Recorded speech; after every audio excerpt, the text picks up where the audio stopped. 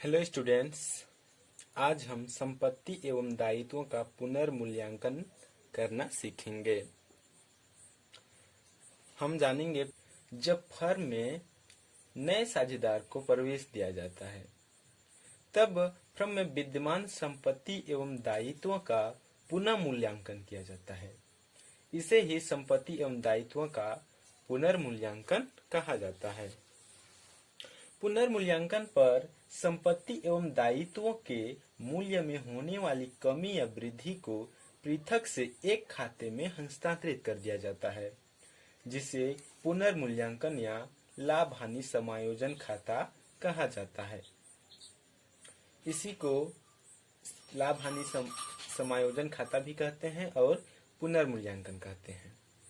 तो चलिए देखते हैं पुनर्मूल्यांकन बनाने की विधि या उसकी प्रारूप क्या है।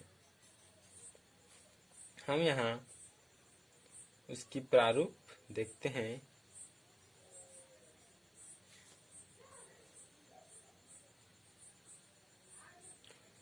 पुनर्मूल्यांकन खाता बनाने के लिए यहाँ 4 कॉलम की आवश्यकता पड़ती है।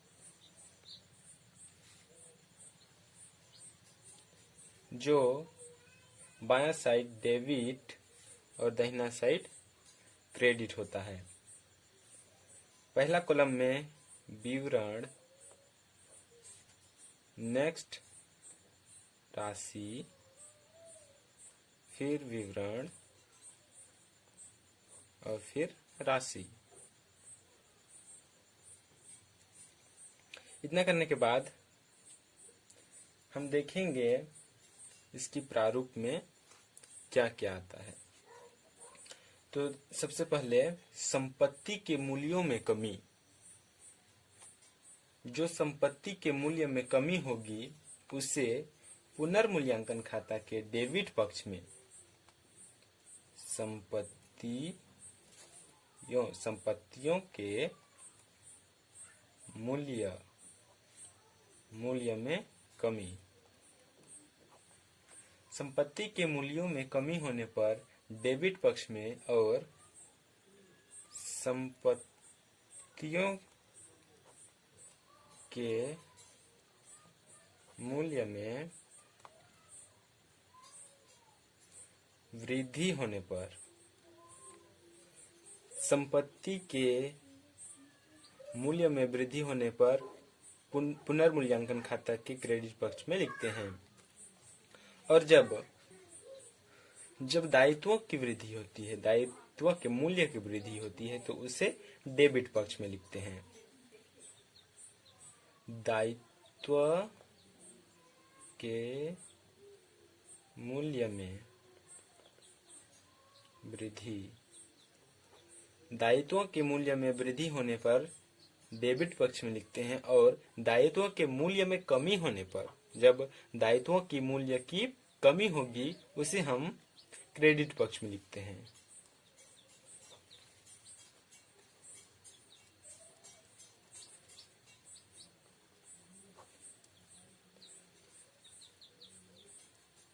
हम यहाँ इसका राशि में, जैसे संपत्ति के मूल्य में कमी, इसका राशि यहाँ लिखा जाएगा।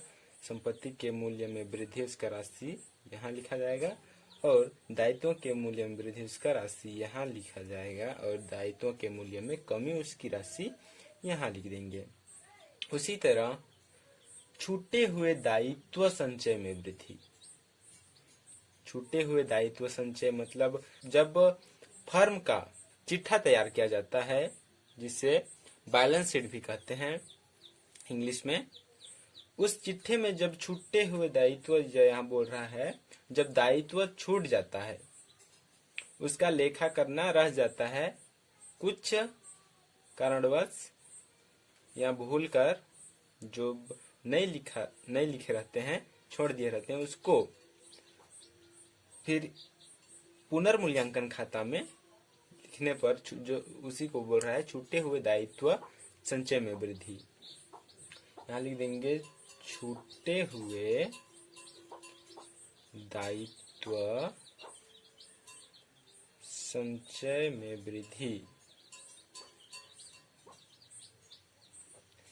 छूटे हुए दायित्व संचय में वृद्धि, उसको डेबिट पक्ष में ही लिखते हैं।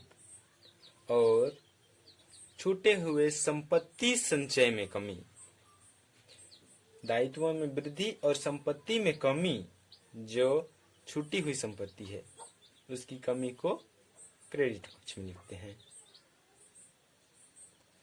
छूटी हुए संपत्ति संचय में कमी,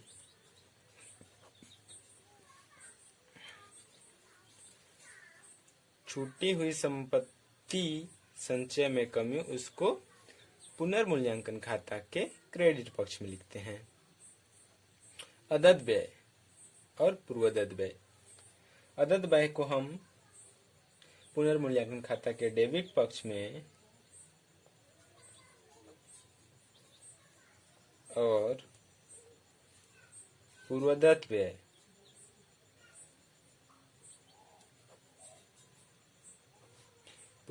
व्यय को हम क्रेडिट पक्ष में लिखेंगे। उसके बाद संपत्ति एवं दायित्वों के पुनर्मूल्यांकन पर लाभ होने की दशा में पुराने साझेदारों के पूंजी खाता में क्रेडिट कर दिया जाता है। लाभ होने की दशा में पुराने साझेदारों के पूंजी खाता को क्रेडिट कर दिया जाता है। और हानि की दशा में पुराने साझेदारों की पूंजी खाते में से पुराने अनुपात में डेबिट कर दिया जाता है।